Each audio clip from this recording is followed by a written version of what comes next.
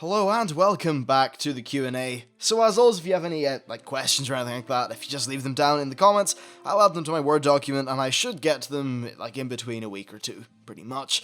So yeah, let's just hit the ground running and get some questions out of the way. First of all, we have a question from Septarian who said, when will we finally get a new profession?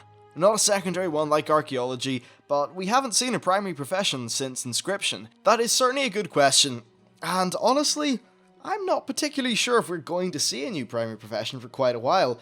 Essentially, the primary professions, they often add a lot of just needless guff to the game. They add bloat. I'm not convinced that... Well, let's just take inscription and glyphs as an example. Well, it actually took Blizzard quite a long time. It took 3 expansions to actually find a good place for glyphs. Back in Wrath of the Lich King, they were kind of crap, the same in Cataclysm, and I think now in Mists, they are a little bit better, but honestly, glyphs are, in many ways, just relegated to a few ones that are cookie cutter, and then a few cosmetic things.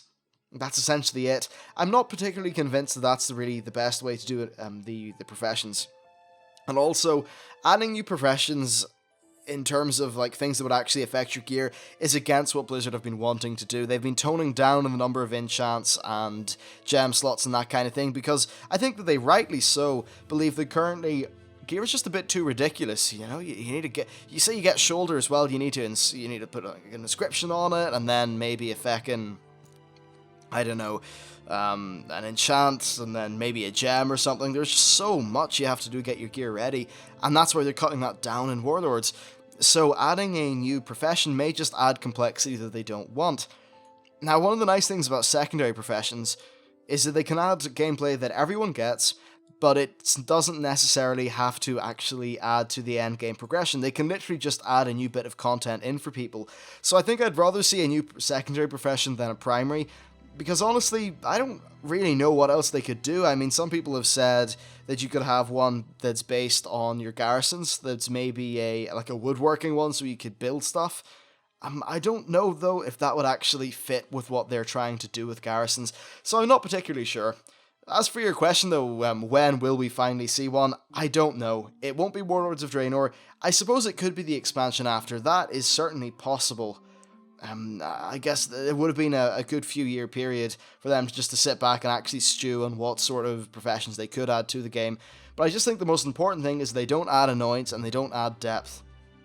It's just annoying when sometimes a profession doesn't really pan out too well. Though I do think the current crop are at a stage where they're all very balanced in a nice way, and they all have their own interesting little quirks and benefits. So as long as they can just maintain that, I suppose. Still, yeah, it's all good at the minute, but it would be nice. Anyway, let's move on to another question. This one is from Reese Burton, who said, what do you think about an improved first-person view from each race like what they do in Skyrim when you can see your arms and weapons? Also making the view taller or shorter depending on whether you're a gnome or a night elf or something. Well, I actually think it would be absolutely terrible. Basically, World of Warcraft's combat is not designed for a first-person view. If you just think of how you play a warrior, and then think of how many button presses you make per second, or 10 seconds, whatever. In terms of animations, it would be impossible to animate that in a way that actually works. Now, I can say from experience playing the Elder Scrolls Online that its hotkey combat looks absolutely goddamn awful from a first-person perspective. It looks shit. And it is way more simple than World of Warcraft. Looking at my hunter, my warrior, I have 30 abilities. Right, and they're all things that would probably have some sort of spell effect if you were in it in first person. It would be impossible to animate. It just could not be done in a way that would make sense and would be cohesive. Then looking at, say, my hunter, you just could not do a hunter first person.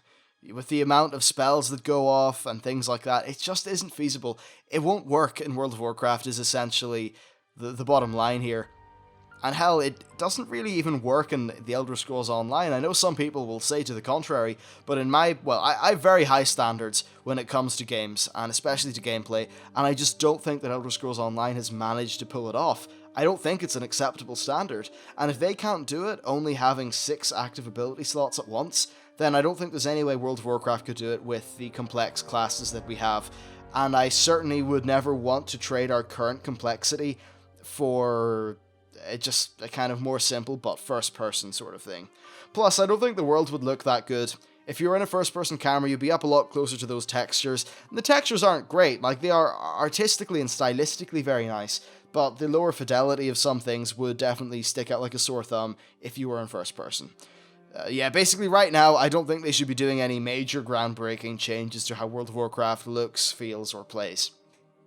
Well, of course, unless it's an objective improvement to the current system, but I don't think there should be any major overhauls. They have a thing that works pretty well, and they just need to keep on making it better.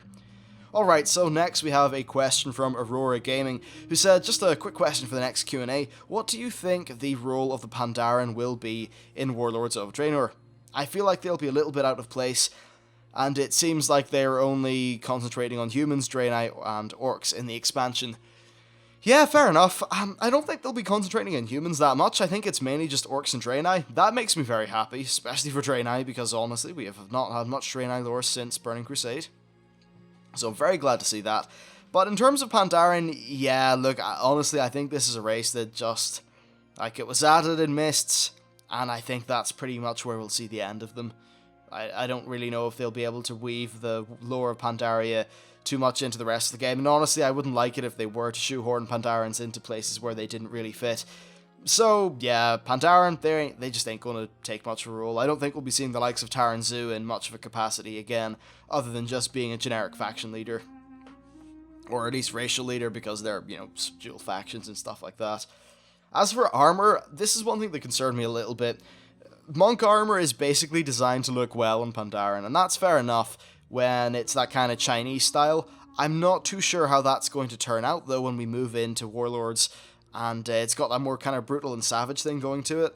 I suppose they could try to make the armor more Mongolian in its kind of look. I suppose that would work, but Mongolia, like the Mongols, were not really known for being monks, were they?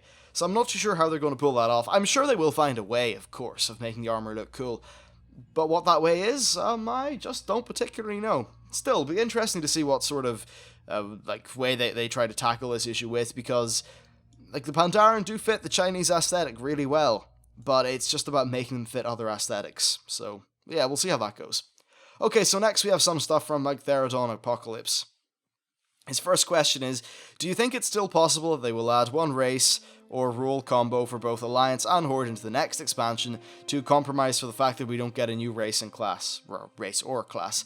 Well, I think right now I'm pretty happy with our current combos. From a lore perspective, most of them have got a decent reason, and I don't know, if they were to add any more, things would just start getting kind of more contrived and gamey, and I think that it is important that there are some races that can't play some classes, because it's still at its core an RPG. So, yeah, I don't really think we'll get that. I don't think we need that anyway. I guess you could maybe argue perhaps more than just 2 druid classes per faction, or 2 druid races per faction, but do druids really make sense in anything else other than worgans, night elves, trolls, and tauren? I'm not particularly sure. So yeah, I'm not really sure. I think, yeah, he put here as examples gnome hunters and forsaken paladins. Gnome hunters, I don't really think I don't know, would that work? I'm not sure. Forsaken paladins could work because the Forsaken have priests, so that could technically be possible, I suppose. And though, for a paladin to be a paladin, do they not need to be in the Order of the Silver Hand? I guess they could just come up with a Forsaken version. Alright, so we have some other questions from Therodon Apocalypse. The first one of those, or second, is what role will you see, or will we see Warlord Zayla play in Warlords of Draenor? And do you think she is pregnant and will become the source of the rest of the Hellscream family line? Okay, so in terms of her role, well, she'll run off with Garrosh into Draenor, and I think we'll probably end up killing the 2 of them, but maybe the child will be born, and that will be some sort of plot line in the future. It would be kind of funny if you have the story of Garrosh being disappointed in his father, and all the kind of bad stuff he did, and then Garrosh kind of falling to the same problem, and then Garrosh's son ends up actually being a good guy. I think that could be a possible plot line that they'll go for that child, though we'd have to jump quite a bit ahead in the future for that to be a thing. Hey, maybe Warcraft 4 will have Garrosh's son in it. That'd be kind of weird. So yeah, Zayla is basically going to be traveling around the place in Draenor, I'm not too sure if she'll get killed after or before Garrosh, and I don't even know if she'll live or die, but it's really just too early to say exactly what role she'll play in the expansion. And then for question 2, he said, are we going to see Orc Blade Masters? Grom Hellscream was one of them, but since the Orcs are not going to drink the demon blood, there's no blood rage, so that's kind of like one of their sources of power gone. I guess we could see Blade Masters in the sense of just Orcs who use katanas. That could be done. But in terms of the demon blood thing, I don't know. Perhaps some Orcs will drink some demon blood. Maybe we'll change that part of history, and there, of course, would then be Orc Blade Masters. Maybe the final expansion of Warlords is the one that's intermingled with the Legion, and maybe the last remaining clan of Orcs on the planet has drank the demon blood, and then we'll need to fight them. And they could have Blade Masters. I think that could certainly happen. Alright, next we have another question. It's from some guy, let's see, Shush and Alone, who said, it's about garrison customization, but basically they said, can't they just copy-paste buildings from Darnassus to make the garrisons look more Night Elvish? The same for the other races, and also he says that he thinks this should be unlockable with a long storyline like patch 5.2, which could keep us coming back and improving our citadels in order to survive in the wild world of Draenor. First of all, I really like the idea of garrisons having some sort of patch 5.2 style storyline that could perhaps involve some upgrades and cool things like that. I think absolutely that should be done. But as for the idea of copy-pasting buildings, I wouldn't like it if they did that. Right now, they're actually reworking all of the garrison buildings from scratch. They're building them from scratch. It's not like they're just taking the Elwyn Forest and Druitar buildings and copying them into the garrison. They are making brand new art, brand new models, and a new model for every single upgrade level and building. If you actually just go onto the channel and search for garrisons, you should be able to find the video I did on the garrison reveal that they had about a month or two ago. That should go into a little bit more detail about the actual increase in fidelity that we will be seeing. But I think it would be terrible if they just copy-pasted in a whole bunch of really low polygon buildings and you just have this terrible disparity in graphical quality. I don't think that would be really good for the game at all. It would also, frankly, just be just a bit embarrassing for Blizzard, really, having that difference in quality. So, yeah, that's pretty much my opinion and all that. And really, with that question done, that is it for the Q&A. Overall, lots of good things, and if you have a question for that you want to find out the answer to, you can leave it in the comments. That's really it for me now. Thank you very much for watching, and I will see you next time.